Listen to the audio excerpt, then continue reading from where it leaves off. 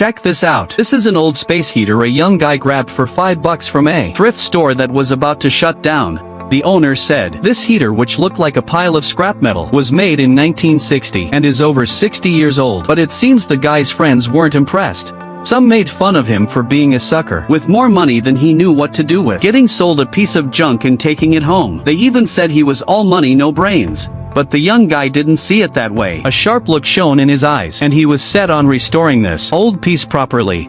Now let's see how the young guy turns something worthless into something amazing.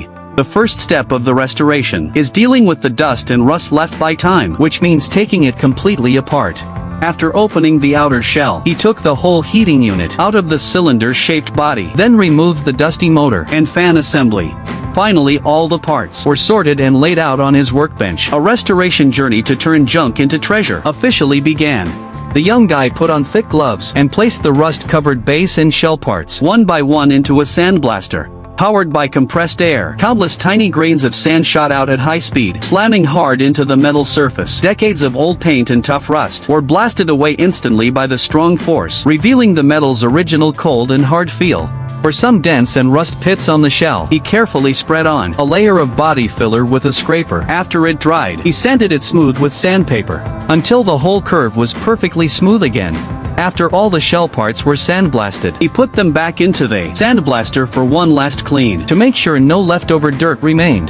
Then he hung up these cleaned parts and sprayed on a layer of smooth, shiny retro green paint. That classic color from the 1960s instantly made these metal pieces look brand new.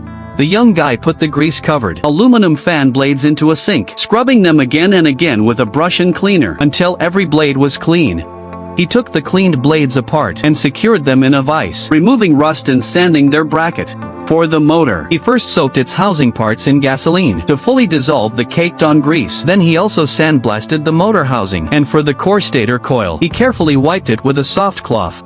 He noticed one of the wires had broken, so he got out a soldering iron and soldered on a new wire, then used heat shrink tubing to insulate it. After all the parts were cleaned and fixed, he put the motor back together and attached the restored bracket. This heart that had slept for years was about to start beating again.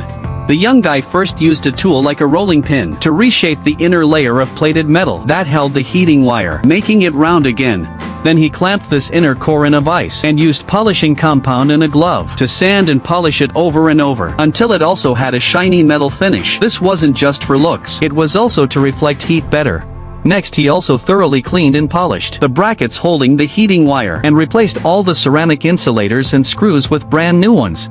Carefully, he put each heating wire back onto the brackets and connected the wires through ceramic terminal insulators. After all the parts were restored, the exciting final assembly began.